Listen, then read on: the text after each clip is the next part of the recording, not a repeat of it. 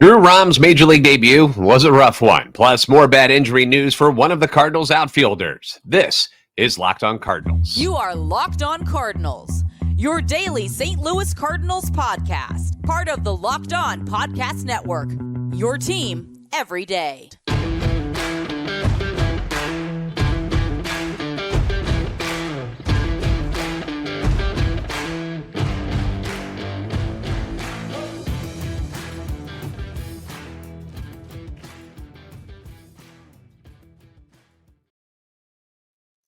Hey there, Cardinals fans. I'm JD Hafford, and I'm a national radio sports anchor, born and raised in the Lou and a lifetime Cardinals fan. And I'm your host for Locked On Cardinals, part of the Locked On Podcast Network, your team every day.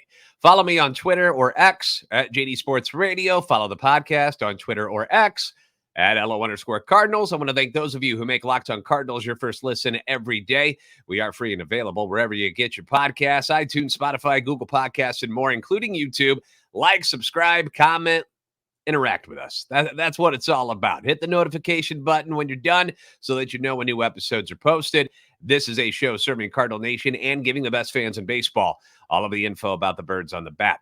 Today's episode being brought to you by Bird Dogs. Go to birddogs.com/LockedOnMLB or enter promo code LockedOnMLB for a free white tech hat with any order. You won't want to take your Bird Dogs off, we promise.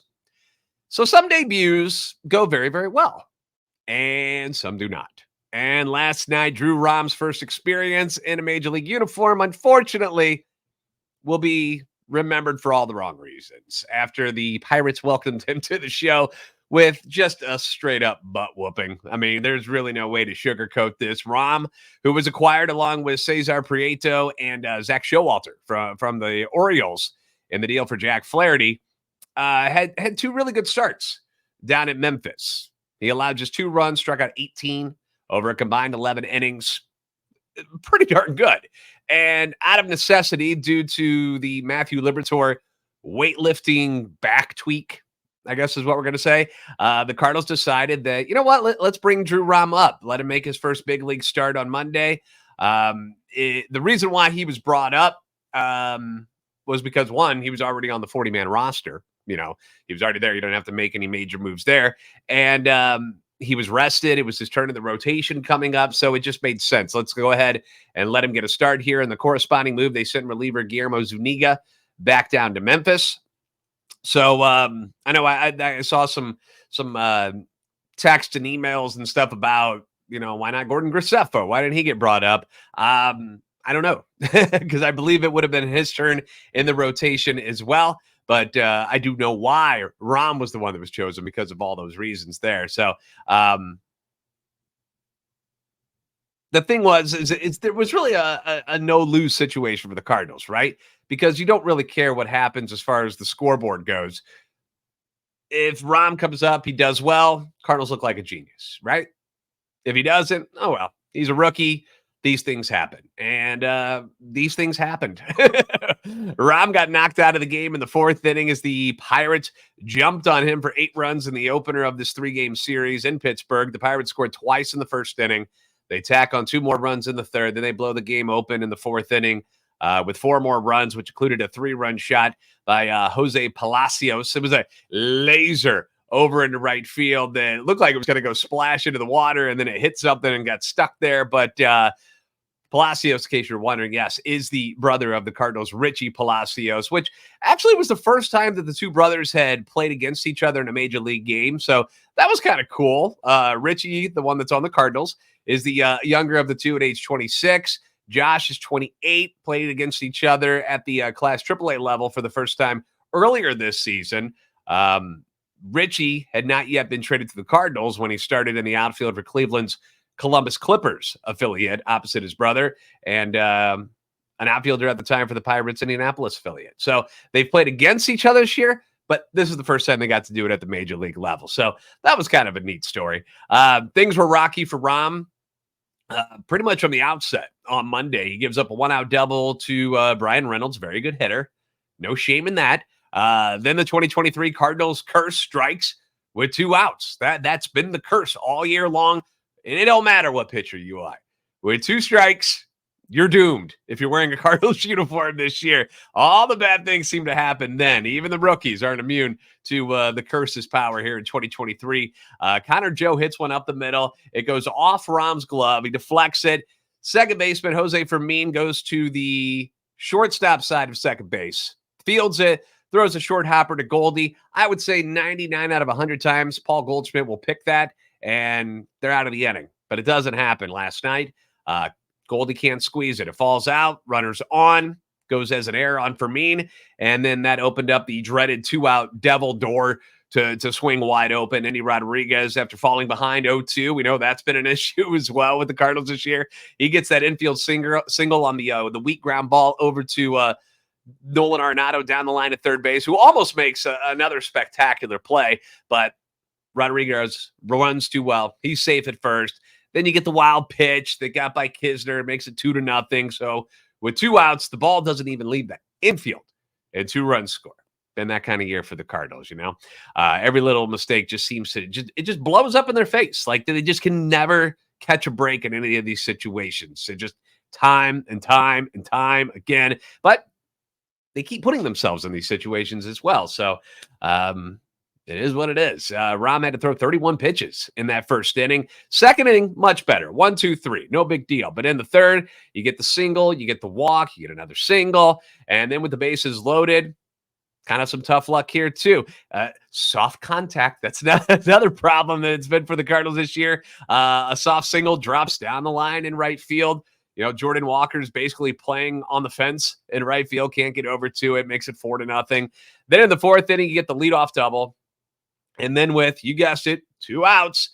And after getting ahead 0-2 again, Connor Joe hits a double to left center, making it 5-0. Another walk to Rodriguez. And then you get the 3-run jack by Palacios. And that was that. That was the end of the day.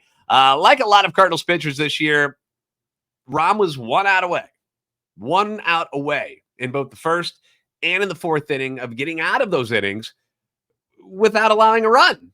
He was that close to doing it. And then it all spirals out of control, and you're looking at an 8-0 deficit after 4 innings. So after the game, obviously the media speaks to Rahm, and Derek Gould from STL Today got these quotes. I think I kind of let the game speed up on me. I think overall it was me just trying to do too much with what I've got when I'm up here. I should have kept the same mentality that I had in Memphis. Keep it nice and crisp and smooth and easy. Up here, I was trying to force a little too much. My emotions were kind of taking over a little bit. I just went pitch, pitch, pitch, pitch, rather than pitch, breathe, take a breath, relax, and then pitch. But I just tried to go after them as best I could. Ultimately, I've got to take a reset every now and then. And you can't really blame the guy for getting a little overworked and a little overexcited in his debut. He's trying to make a good impression with the Cardinals. He's in the major leagues for the first time, and he's in front of reportedly like 80 friends and family made it to the game. And I would assume if he gets another opportunity at this level, and he will, I don't know if it'll be this year, but he will at some point, he probably will feel a little more comfortable and a little more relaxed and a bit more calm the next time he's out there.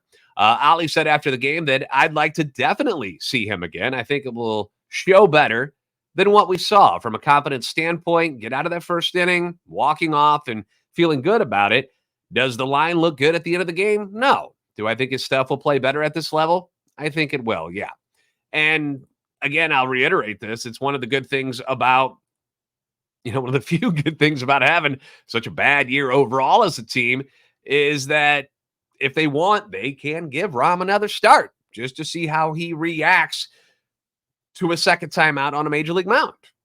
Like, it's okay. You can do that.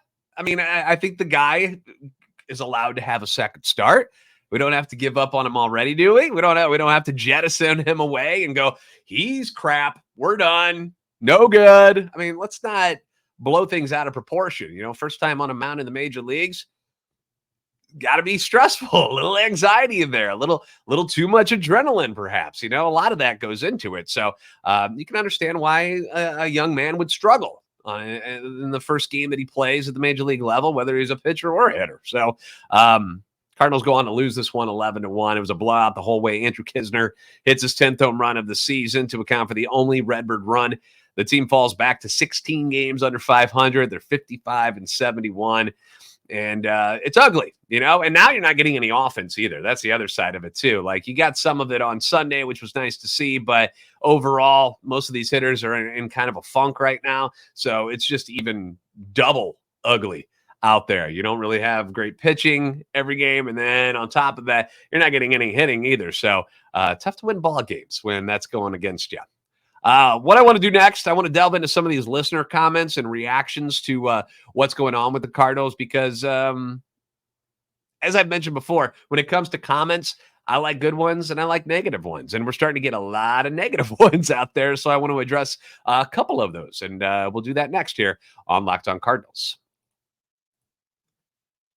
The August heat is kicking our butts right now, isn't it? Boy, is it sweltering hot outside. And not that we shouldn't be used to this in St. Louis. I mean, come on.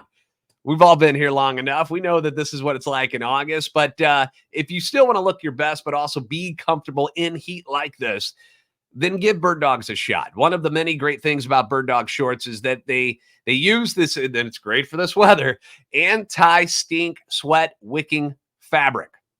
And that stuff is going to do what other shorts can't do. They're going to keep you cool. They're going to keep you dry all day long. Even in this sweltering upper 90s heat that we've been dealing with, these shorts are going to do the trick so that you're not, sweating below the belt with those embarrassing sweat marks and stains that look like, how it looks like when somebody puts shorts on over their swimsuit and all the wetness comes through. Like, you don't want that look, okay? And Bird Dogs are going to help you out with that. They got stretch khaki shorts that are designed to fit slimmer through the thigh and leg to give you the truly sculpted look, not the baggy look that is not good on people who don't have bigger legs. They do the exact same thing as Lululemon, but fit way better because they're not made of the stiff, restricting cotton that frankly just doesn't feel good. It's not comfortable anymore. We're in a new era where the stretchy stuff is fantastic, and Bird Dogs has them. Cloud knit fabric that looks just like khaki, but it stretches to give you a slimmer look and a slimmer fit without having to sacrifice movement. So go to birddogs.com/LockedOnMLB, or you can enter the promo code LockedOnMLB for a free white tech hat with your order. I got one, gave it to the wife, and she wears it to the gym and stuff. She loves it. So that's birddogs.com/LockedOnMLB or promo code LockedOnMLB to get that free white tech hat. You won't want to take your Bird Dogs off. We promise you.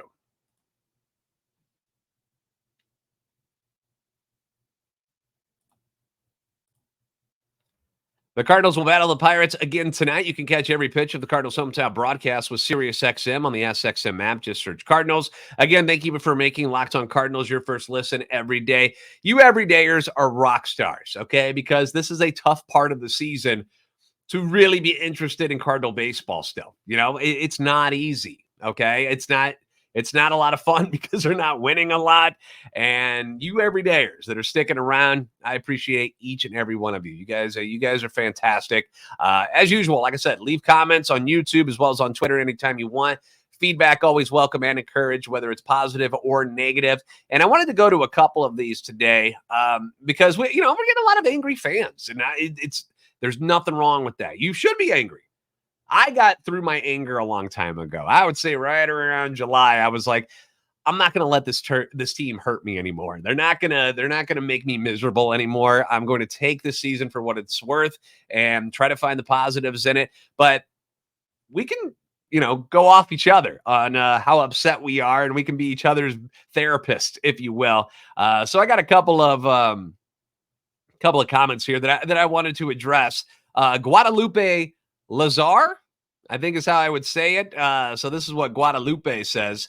This was on YouTube. I told you guys, it doesn't matter who you bring up. It don't take rocket science to figure it out. You can bring the best player, but as long as Mo and Ali are in charge, might as well kiss it goodbye. Better keep selling that ticket cheap. That's the only way you can get people to come to the ball game. I've always watched the Cards all my life. Never seen them like this. Well, thank you, Guadalupe. And yes, I think that we all share your pain and frustration here.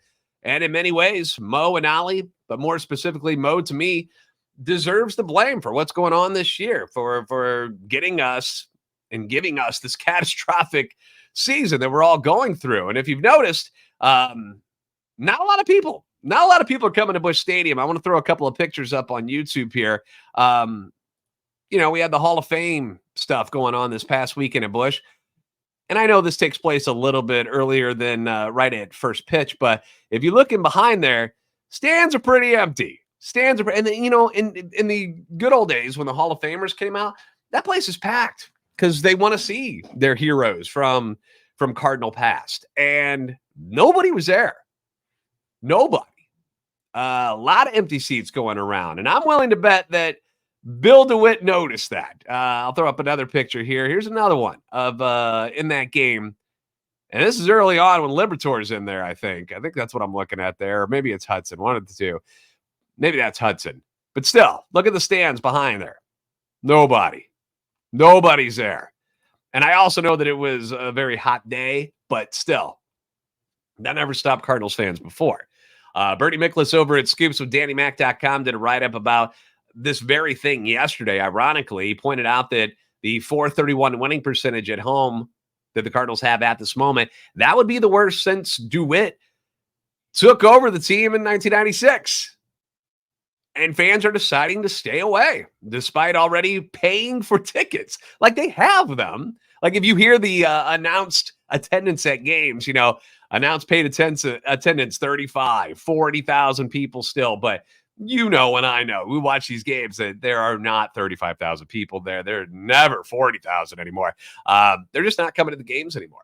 They're not, which is certainly not normal behavior for the fan base, but it's the one way that fans have decided that they can voice their displeasure with the team and the way that things have been handled in recent years. And I more power to you. More power to you. That's the way you choose to show that you are unhappy with what's going on. That is your right. Bernie pointed out in an article that Hannah Wyman did earlier this month about how things are being affected in and around Ballpark Village because of this Cardinals' terrible year. Ticket prices to see the Cardinals play at Busch Stadium are some of the lowest in the majors this season. According to STL Today, a survey of 2.2 million MLB tickets sold on the resale site StubHub for more than 1,300 games found that the Cardinals had the 7th least expensive home game ticket prices. That's not normal. Cardinals are usually pretty expensive. Like, it's usually not very cheap to get into a ball game there, but plenty of seats are available now. He pointed out that according to records from the State Department of Revenue, spending around Ballpark Village and other downtown businesses was on the decline. Between April and June of 2022, sales and use tax collected for the zip code of 63102 totaled around $157 million. This season, they're at less than $89 million during the same time frame. So that's a massive hit. And many fans have clamored for this type of movement by the fans for quite a while. How do you hurt someone who's rich, has everything they could ever want? You got to hit them in the wallet, right? That's the only way to do it. And when the bottom line starts to go south, people are going to start noticing. And trust me, I'm pretty sure Bill DeWitt has noticed this. It's why the pressure is on him, ownership, and Mo to turn this thing around immediately for next season. As Bernie says, the fans are sending a message.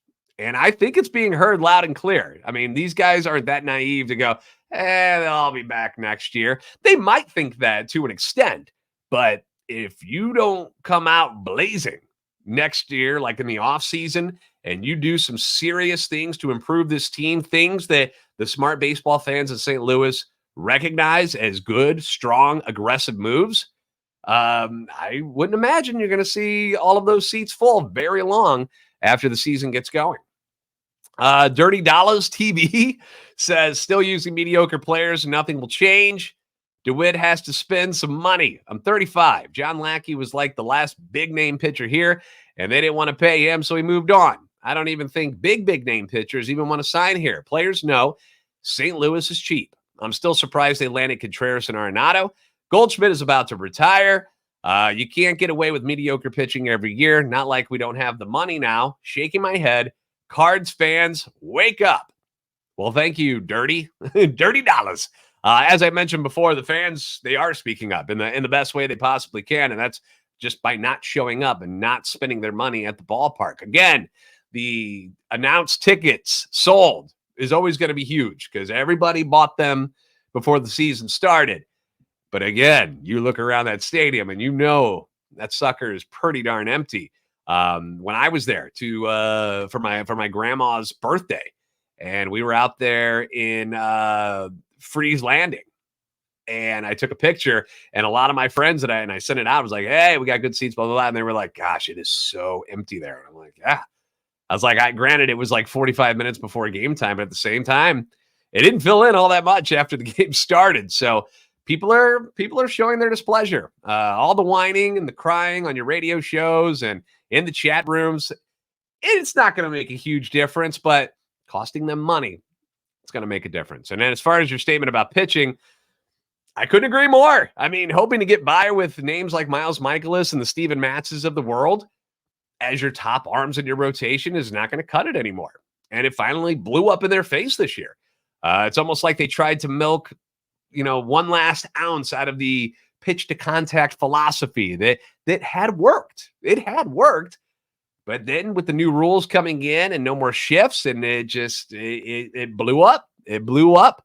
And they tried to do it one more time before all these guys hit free agency. And instead of working, it bit them right in the butt. And they're paying for it now. And I honestly, I still think that there are plenty of guys in the league who would love to play in St. Louis. I really do. One bad year is not going to change it that drastically. But also remember, money talks. Money talks. If you're willing to pay more than the next guy, people will come here. They will. All right. But if you aren't aggressive enough and you leave it up to the player to decide between playing in St. Louis or going to a major market, say like in LA, New York, Houston, Chicago, any of those places where, they're still winning a lot of ball games. I guess not New York so much. Both of them have kind of, but you know what I mean, right? The odds are they're going to choose that bigger city. It's a more exciting place to be than St. Louis, Missouri. But you spend the money, you give them more than the other guys are willing to give. Most of them will just come here. That's the bottom line is they'll want the money. Now, can the Cardinals finally get aggressive and outbid some of these other teams to get it done? We're going to find out this offseason, aren't we? Because they're going to need it, and they've admitted it. At least 3 new starting pitchers need to come into that rotation. We're going to close up shop next with a Dylan Carlson update, and not a good one either. We'll do that next on Locked On Cardinals.